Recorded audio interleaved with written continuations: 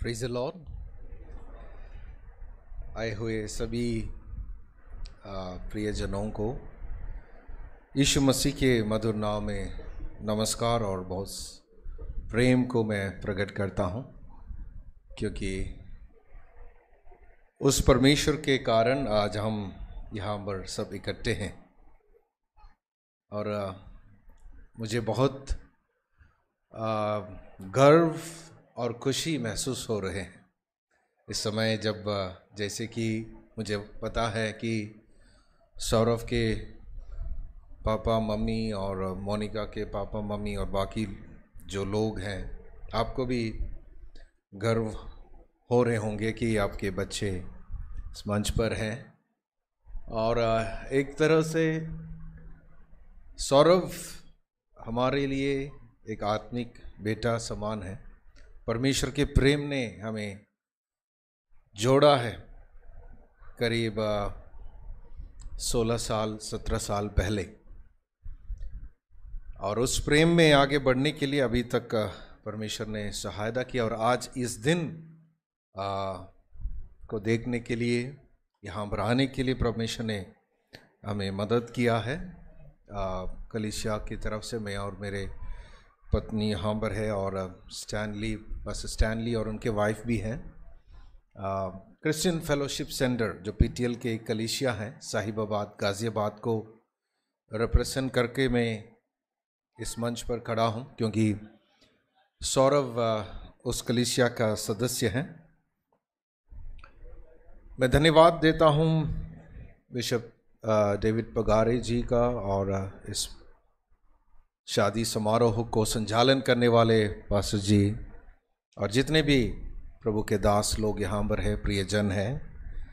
इस अवसर प्रभु ने आपके द्वारा मुझे प्रदान किया है परमेश्वर के वचन से कुछ बात को बताने के लिए, क्योंकि हमारे लिए खास करके परमेश्वर को प्यार करने वाले, यीशु मसीह को प्यार करने वालों के लिए उनका वचन है जो सबसे महत्वपूर्ण है। विवाह या शादी एक सामाजिक संस्था है, बुनियादी संस्था है।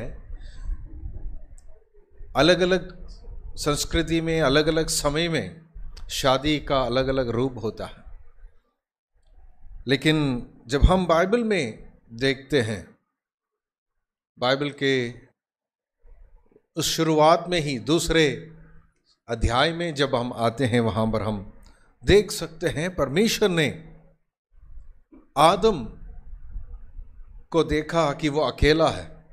आदम को अकेला रहना अच्छा नहीं समझकर उनके लिए एक जीवन साथी को, एक उचित सहायक को परमेश्वर ने बनाया, जिसका नाम हव्वा है। सो परमेश्वर ने इस संस्था को स्थापित किया है, विवाह शादी। बेशक सभी लोग उसको अलग अलग तरीके से मनाते हैं, लेकिन मेरे लिए, आपके लिए ये दिन और ये समारोह इसलिए इम्पोर्टेंट है, महत्वपूर्ण है, कि हम परमेश्वर के उस स्थापित किए गए उस कार्य को हम पालन कर रहे हैं। परमेश्वर और उसके कलीसिया के बीच में भी एक ऐसा रिश्ता है जिसका भेद हम शब्दों से प्रकट नहीं कर सकते, लेकिन वो बहुत ही गहरा। परमेश्वर ने आदम और हव्वा से कहा, उनको सृष्टि करके, पहला परिवार, पहला मनुष्य आदम और उनका स्त्री पत्नी हव्वा से कहा, फलो और फूलो और पृथ्वी में बढ़ जाओ। ये परमेश्वर की आज्ञा थी। अब तुम दो नहीं एक तन होंगे करके वचन में लिखा। कई बार हमें समझ नहीं आते कि कुछ चंद मिनट के अंदर ये दोनों आपस में वाचा के जो शब्दों को एक्सचेंज करके पति और पत्नी के रूप में होने जा रहे हैं। और एक होने जा रहे हैं। लेकिन फिर भी ये दो व्यक्ति हैं, लेकिन परमेश्वर के द्वारा एक उद्देश्य के लिए इनको जोड़ा जा रहा है। हर एक मसीह परिवार इस बात को समझना है कि जब परमेश्वर अलग अलग पृष्ठभूमि से हमें चुनकर एक परिवार के रूप में, एक यूनिट के रूप में एक होने के लिए लेकर आते हैं, सोच विचार में, लक्ष्य में, हमारे मूल्य, ये सारे एक होना चाहिए, तभी हम परमेश्वर के मकसद को पूरा कर पाएंगे। ये दो पहले अलग अलग थे, इनके जीवन को परमेश्वर ने इस समय तक संभाला, बचपन से लेकर, जन्म से लेकर अलग अलग पृष्ठभूमि में ये बढ़े, लेकिन आज से ये एक परिवार बनकर परमेश्वर की महिमा इनके द्वारा इस दुनिया में प्रकट होने के लिए परमेश्वर ने इनको चुना है। ये एक बुलाहट है। परिवार में पति पत्नी के रूप में उस वाचा बांधकर एक होना एक बहुत बड़ी एक बुलाहट है। कई बार आज के ज़माने में लोगों को इस बात इतना गंभीरता से समझ नहीं आते हैं। हम तो बहुत धूमधाम से शादी तो मनाते हैं और शादियां हो रहे हैं, लेकिन परमेश्वर का क्या योजना है, परमेश्वर का क्या उद्देश्य है, इस बात को जब तक हम नहीं समझेंगे, हम परिवार के द्वारा उस परमेश्वर की महिमा को प्रकट नहीं कर पाएंगे। मैं आज बहुत ही जल्दी कुछ बातों को बताना चाहता हूं। शादी एक कवनेंट है, मतलब वाचा है एक दूसरे के प्रति। कई बार लोगों को शायद गलत लगता है कि एक कॉन्ट्रैक्ट है या एक एग्रीमेंट है या एक एडजस्टमेंट है। एडजस्टमेंट तो बहुत करना पड़ेगा, लेकिन बाइबल कहते हैं कि ये एक पवित्र वाचा है जो परमेश्वर के कलीसिया के सामने और पिता पुत्र पवित्र आत्मा के सामने ये दोनों करने जा रहे हैं। वाचा और अनुबंध या कवेनेंट और कॉन्ट्रैक्ट, ये दोनों फर्क है, अलग है। वाचा बाइबल में इस प्रकार लिखा है, दो लोगों के बीच में विश्वास पर आधारित है, लेकिन एक अनुबंध कॉन्ट्रैक्ट अविश्वास पर आधारित है। दो पार्टी, दो व्यक्ति आपस में विश्वास नहीं कर पाते हैं, लेकिन इसलिए वो एक कोर्ट में जाके या एक क्या बोलते हैं कि लीगल डॉक्यूमेंट में साइन करते हैं, एग्रीमेंट बनाते हैं कि हमें विश्वास नहीं है, लेकिन ये कागज के द्वारा हम अपना जो एग्रीमेंट को प्रकट करना चाहते हैं। सो अनुबंध अविश्वास के पर आधारित है, तो वाचा कवेनेंट विश्वास के ऊपर आधारित। एक दोनों मोनिका और सौरभ 2 साल करीब पहले एक दूसरे को मतलब एक एंगेजमेंट के तौर पर उन्होंने इनका एंगेजमेंट हुआ है, लेकिन उससे पहले ही उनके अंदर एक विश्वास एक दूसरे के प्रति आया है, तभी तो वो हाँ कहा है इस रिश्ते के लिए। तो उस विश्वास के आधार पर जब आज ये वाचा बांधी जा रहे हैं, अंत तक, जीवन के अंत तक वो वाचा बनी रहनी चाहिए।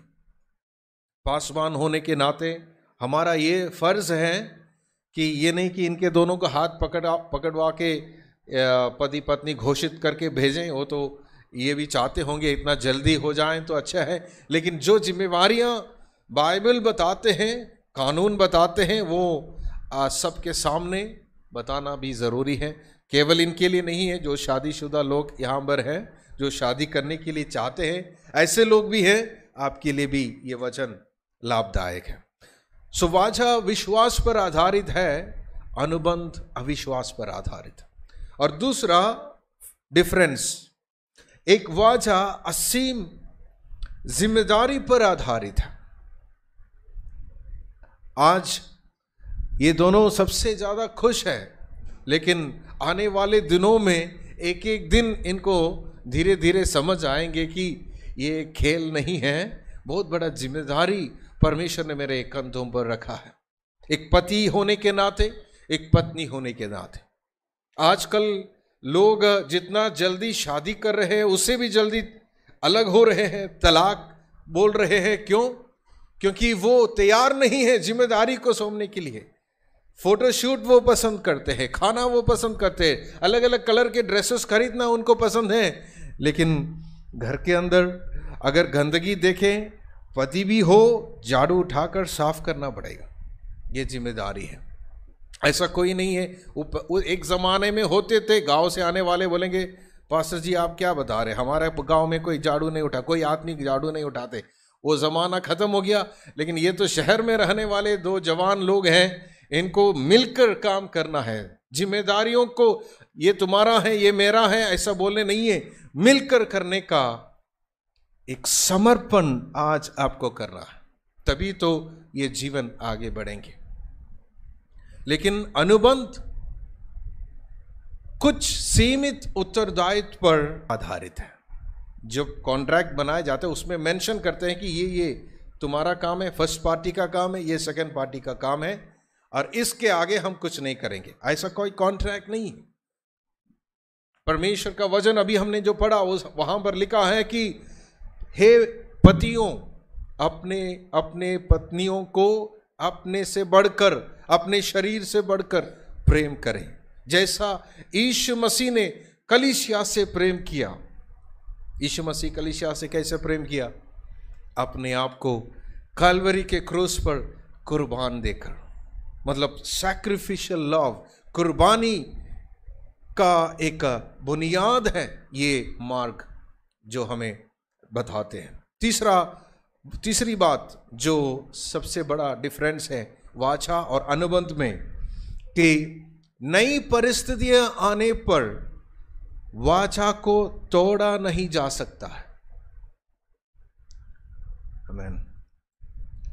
मैंने आपको कहा कि परमेश्वर ने शादी या पारिवारिक जीवन, विवाह को शुरुआत किया, कहीं नहीं देख सकते हैं बाइबल के अंदर, इतने बड़े बाइबल के अंदर, कि परमेश्वर ने एक परिवार को अलग किया, चलो तुम्हारे बीच में झगड़ा है इसलिए तुम अलग हो जाओ। कहीं नहीं देख सकते। केवल परमेश्वर नहीं, या परमेश्वर के लोग, दास, नबी, कोई भी नहीं किया। इसलिए नए परिस्थितियां आ सकते हैं। आज जो आप सपना देख रहे होंगे कि मेरे परिवार ऐसे ऐसे होंगे, मैं इस देश में जाके सेटल करूंगा, मैं ये सब करूंगा, सपनाएं सब अच्छी हैं, लेकिन परमेश्वर के हाथों में समर्पित होना चाहिए। क्योंकि परमेश्वर ने इन दोनों के जन्म से पहले ही एक सपना उनके मन में है इनके लिए। उनसे अलग होकर अगर आप भी हो, सपना देखें, इसमें कोई गारंटी नहीं है कि आपकी सपना पूरी हो जाएंगे। लेकिन प्रभु में रहकर, मसीह में रहकर जो भी सपना आप देखेंगे, परमेश्वर उसको आशीर्वाद देंगे। वाचा तोड़ा नहीं जा सकते। नई नई परिस्थितियों में नई नई मुश्किलाहटें, नई नई कठिनाइयां आपके सामने आएंगे। अभी तो 2 साल से आप फोन में बात करते थे, कोई मुश्किल नहीं है, नंबर लगाओ तो तुरंत लग गए। लेकिन अभी हो सकता है कि कुछ सालों के बाद इतनी दूरी में रहकर भी बुलाने पर वो अनसुनी कर लेंगे। कभी कभी गुस्सा आने पर हम करते हैं ना, पति बुला रहे तो उनको सुनाई नहीं देते हैं, पत्नी बुला रहे पर पति को सुनाई नहीं देते। वो अभी नहीं होगा, कुछ साल के बाद कठिनाइयां होंगे, तब हम बोल नहीं सकते कि अब देखो, पहले मैं तो एक बार बुलाने से वो सुनते थे, अब नहीं सुन रहे, मुझे नहीं चाहिए। ऐसा कर नहीं सकते, क्योंकि वचन ऐसा अनुमति नहीं दे रहे। दूसरी बात है, मलाकी की पुस्तक में बहुत साफ लिखा है, परमेश्वर तलाक से घृणा करते हैं। God hates divorce. मैं अपने कलीसिया के हर जवानों से आजकल बोलता हूं, यदि तुम शादी करना चाहते हो, ये भी जाने, इन जिम्मेवारियों को जाने कि कल को नहीं, मुझसे नहीं होगा बोलकर अगर तुम मेरे पास आए, हम प्रार्थना करके तुम्हें अलग नहीं कर सकते। ऐसा ये अधिकार प्रभु ने हमारे हाथ में नहीं दिया है। हम प्रार्थना करके फिर भी आपको जोड़ने की कोशिश करेंगे। आपको सलाह देकर, अपने जीवन से, अनुभव से बताकर आपको आगे बढ़ाने के हम आपको कोशिश करेंगे। वैवाहिक संबंधों की जिम्मेवारियों के बारे में मैंने आपको बता दिया। पति के बारे में बताया कि पति को अपने पत्नी से प्रेम रखना है, पत्नी को अपने पति के अधीन रहना है। एफेसियों की पत्री में हमने इस बात को पढ़ा। अधीन में रहना आजकल कोई पसंद नहीं करते। जितने भी यहाँ पर हमारे सुंदर जो ब्राइड्समेड वगैरह हैं, उनसे बोले कि आप किसी के अधीन रहना चाहते हैं? नहीं नहीं, हम किसी के अधीन में नहीं रहना चाहते, कोई अधीन में रहना नहीं चाहते। कोई जवान लोग आजकल के नई पीढ़ी किसी का अधीन में बोलते कि हम अपने मालिक हैं, हम जैसे चाहते हैं वैसे हम अपने जीवन को चलाएंगे। नहीं, परमेश्वर का वचन ऐसा नहीं कहते हैं। शुरू से लेकर, जन्म से लेकर एक बच्चा अपने घर में अधीन रहते हैं। जब हम बाहर जाते हैं, स्कूल कॉलेज या काम के लिए जाते हैं, ऑफिस में, वहां पर भी हमें अधीन रहना है। और एक देश में हम जब पैदा होते हैं, उस देश का नियमों का आपको अधीन रहना है। सबसे बढ़कर दूसरा संस्था जो परमेश्वर ने स्थापित किया, एक तो परिवार, दूसरा कलीसिया, कलीसिया के अधीन रहना है, कलीसिया के अगुओं के अधीन रहना है। और घर में पति पत्नी एक दूसरे का आदर करना है और पत्नी पति का अधीन रहना, क्योंकि बाइबल कहते हैं कि स्त्री का सर पुरुष है और पुरुष का सर मसीह है। सो एक ऑर्डर है, एक क्रम है अधिकार का या अधीनता का। कई बार आज हम बात कर रहे थे कि हम ऐसा जमाने में आ गया कि इक्वालिटी,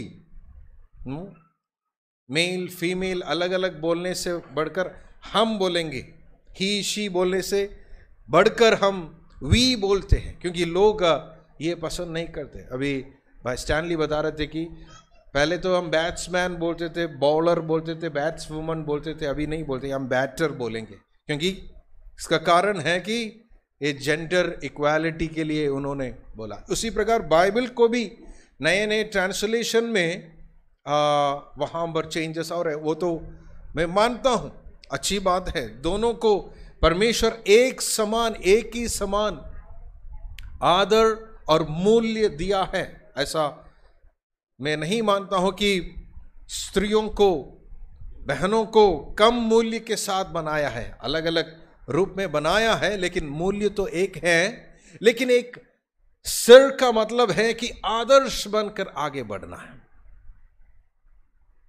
मैं ये समझ रहा हूं, मैं एक परिवार, मेरा एक परिवार है, मेरा वाइफ इधर है, 3 बच्चे हैं, तो मैं यदि अपने परिवार के लिए आदर्श बनकर आगे बढ़ूंगा तभी तो मेरे पीछे बाकी लोग भी चलेंगे। अगर मैं उनको बोलूंगा कि तुम्हें घर में किसी की बुराई नहीं करना है, किसी की चुगली नहीं करना है, एक दूसरे से लड़ाई नहीं करना, प्रेम के साथ रहना है, बच्चों से यदि बोलूं, मैं खुद उसके लिए आदर्श बनना चाहिए। यही मतलब है पुरुष को सिर बना के रखने का मतलब। आप एक आदर्श और आगे चल के उस परिवार का अगुवाई करना है, क्योंकि नए नए समय पर नए नए परिस्थितियां आएंगे, आगे कहां बढ़ना है, कौन सी रास्ता चुनना है मालूम नहीं होगा। लेकिन पुरुष को परमेश्वर से अगुवाई प्राप्त करके उससे सुनकर आगे बढ़ना है, ताकि आपके पत्नी और बच्चे आपके पीछे आपका आएंगे। सो परमेश्वर जो परिवारों को दिया है, पति और पत्नी को दिया गया जिम्मेवारियों के बारे में मैंने आपको बताया। नीति वचन उसका 31 अध्याय में अगर देखें तो कई सारे गुण एक अच्छे पत्नी के विषय में वहां पर बताया है। लेकिन मैं मानता हूं कि ये पत्नी के लिए नहीं है, एक अच्छे पति और अच्छे पत्नी जो बनना चाहते हैं, आज यहां पर जितने भी पति पत्नी हैं, आपके लिए भी हैं ये वचन। सबसे पहले हम एक भरोसेमंद व्यक्ति बनना है। You have to be trustworthy. अपने पार्टनर के लिए, अपने जीवन साथी के लिए भरोसेमंद बनना है, वो डिपेंडेबल बनना है, ट्रस्टवर्दी बनना है, तभी तो ये परिवार आगे जा पाएंगे। एक सकारात्मक दृष्टिकोण रखने वाला होना चाहिए, एक सकारात्मक दृष्टिकोण रखने वाला होना चाहिए। पॉजिटिव आउटलुक, कोई बात नहीं, okay, have a positive outlook in your family. Number 3, you have to be hard working, मेहनती बने। नीति वचन 31 आप घर में जाके बार बार जब थोड़ा सब बिजीनेस के बाद पढ़ के देखेंगे तो उसमें लिखा है किस प्रकार वो स्त्री हार्ड वर्किंग थे, घर के लिए प्रदान करने वाला, to be providing for the family. आज कई लोग शादी करना सब पसंद करते हैं, लेकिन उसके बाद तो भूल जाते हैं जिम्मेवारियों को, घर को प्रोवाइड करना, काम में जाना। कई लोग आलसी होकर घर में सोते रहते हैं। ऐसे लोग शादी नहीं करना चाहिए। मैं जवान लोग मेरे पास आके पूछते कि पास्टर जी प्रार्थना करें, मेरा शादी नहीं हो रहे, मेरा एज तो हो गया, उम्र तो हो गया, लेकिन शादी नहीं हो रहे। क्यों नहीं हो रहे? मैं उनको बताता हूं कि परमेश्वर का समय नहीं हुआ, क्योंकि तुम तैयार नहीं है। तुम्हारे हाथ में एक व्यक्ति को जब परमेश्वर सौंपे हैं, उसको देखभाल करना नहीं जानते हैं, तो कैसे कर सकते हैं? So you have to be hard working, क्योंकि मेहनत करना या काम करना यह परमेश्वर का सिद्धांत है। बाइबल का पहला अध्याय से आप देख सकते हैं, परमेश्वर ने काम किया, सब कुछ अच्छा किया। सो परमेश्वर के बच्चे होने के नाते हम भी काम करें, नॉट बिकम वर्कहॉलिक्स, अपने परिवार को भूलकर पैसा कमाने के लिए दिन रात काम करने के विषय में नहीं, लेकिन जो काम परमेश्वर ने हमें दिया है, दुनिया में हो, घर में हो, वो विश्वास योग्यता के साथ करें। समझदारी के साथ पैसे या धन को संभालने वाला होना चाहिए। एक अच्छा पति, एक अच्छा पत्नी कैसे बन सकते हैं? To be wise in handling the finances. आज कई परिवारों में लड़ाई इस बात पर होते कि पैसे के मामले में। जो भी निर्णय आप लेते हैं, मेरा सलाह ये है, हम अपने जीवन से कहना चाहता हूं कि आप एक दूसरे के साथ मिलकर बात कर सहमति से आप करें, बहुत अच्छा होगा। मैं जल्दी आगे बढ़ना चाहता हूं। और दयालु और दूसरों की जरूरत के प्रति जागरूक होने वाला होना चाहिए एक पति और पत्नी, तभी तो आपका परिवार के द्वारा परमेश्वर के नाम को महिमा मिलेंगे। शायद हिंदी में आप सब समझ रहे हैं, मुझे और एक्सप्लेन करने की जरूरत नहीं है। हम दयालु बने। इस दुनिया में बहुत सारे लोग पीड़ा में हैं, कष्ट में हैं। यदि परमेश्वर ने आपको इन सब के बीच में आशीष दिया है, ये मत सोचे कि ये मेरे लिए है, मेरे पत्नी के लिए, मेरे बच्चों के लिए। जी बिल्कुल जरूर आपके लिए है, लेकिन उससे बढ़कर अगर प्रभु आपके हाथ में आशीषों को दे रहे हैं, तो आप अपने चारों ओर देखें कि कौन जरूरतमंद लोग हैं, ताकि उनको भी हम मदद करें, ताकि हमारे समाज को हम परमेश्वर की प्यार दिखा सकें। समुदाय में अपने जीवन साथी के श्रेय बढ़ाने वाला is a credit to one spouse in the community. हमारे कैरेक्टर, हमारा स्वभाव से हमारे जीवन साथी का एक अभिनंदन होना चाहिए। लोग बोलना चाहिए कि oh you have a very good husband, you have a very good wife. उनका हार्ड वर्किंग क्वालिटी है, उनका अच्छे स्वभाव है, वो दयालु है, वो बहुत मेहनती है, ऐसे बोलना चाहिए। एक टेस्टिमनी हमारा होना चाहिए। बच्चों और जीवन साथी द्वारा प्यार और सम्मान किए जाने वाले व्यक्ति होना चाहिए। परिवार में कईयों का आदर नहीं है, समाज में बहुत सम्मान है, लेकिन कई बार हमारा नाम नहीं है, आदर नहीं है, क्योंकि हम भूल जाते हैं परिवार सबसे पहले, फिर समाज। घर के बाहर एक अच्छी प्रतिष्ठा रखने वाले हमें बनना चाहिए। मैं जल्दी इस बात को समाप्त करना चाहता हूं। शादी विवाह एक मिस्ट्री है। एक दिन में, एक साल में, अभी हम 16 साल हो चुके हैं, अभी भी हम हर दिन नए बातें सीख रहे हैं, क्योंकि परमेश्वर के साथ चलते चलते प्रभु हमें सिखा रहे हैं। मैं एक बात बताना चाहता हूं, एक सीक्रेट आपको बताना चाहता हूं। बोलेंगे मैं अपना पत्नी को आज, मैं अपने पति को बहुत प्यार करूंगा। एक ही सीक्रेट है, एक ट्रायंगल का शेप आप मन में रखें। ट्रायंगल के ऊपर, सबसे ऊपर परमेश्वर को, यीशु मसीह को आप रखें, और ये दोनों एंड में आप दोनों हैं। जितना परमेश्वर के नजदीक आप दोनों होंगे, आप एक दूसरे के प्रति उतना नजदीक बनेंगे। जितना परमेश्वर से आप दोनों दूर रहेगा एक दूसरे से प्रति, बेशक आप एक ही कमरे में, एक ही बेड में सोएंगे, लेकिन आपका हृदय, आपका जीवन दूर होगा। क्योंकि हृदयों को जोड़ने वाला, प्यार जगाने वाला, हृदयों में प्यार उत्पन्न करने वाला केवल एक ही है, वो परमेश्वर पिता है। उसके अलावा इस संसार में कहीं भी आपको प्यार नहीं मिलेगा। अगर आज किसी परिवार में प्यार की कमी है, जीवन में प्यार की कमी है, बस यहाँ पर बैठे बैठे आप एक छोटी सी प्रार्थना करें, प्रभु मैं आपके प्यार को महसूस करना चाहता हूँ, मेरे परिवार में आपका प्यार को मैं चाहता हूँ, मुझे मदद करें। जिस प्रकार हम वर्शिप के समय पर खुदा से कहा मुझे मदद करें, मैं इस प्रार्थना के द्वारा हर दिन अपना पारिवारिक जीवन में आगे बढ़ता हूँ। क्योंकि घर में बहुत कम रहने के बावजूद भी कई बार मैंने देखा कि मेरे तीनों बेटे जब भी मैं घर में आता हूँ वो मेरे जैसे एक्टिंग करते, मतलब मेरे जैसे बनना चाहते हैं। मैं सोचता हूँ कि मैं तो कम रहता हूँ घर में, उनका मम्मी तो ज़्यादा रहते हैं, ये लोग मम्मी के जैसे होना चाहिए, या मम्मी से ज़्यादा, मम्मी से तो प्यार है लेकिन मम्मी के जैसे बनने की इच्छा रखने वाला होना चाहिए, लेकिन नहीं, उनको मेरे जैसे बनना है।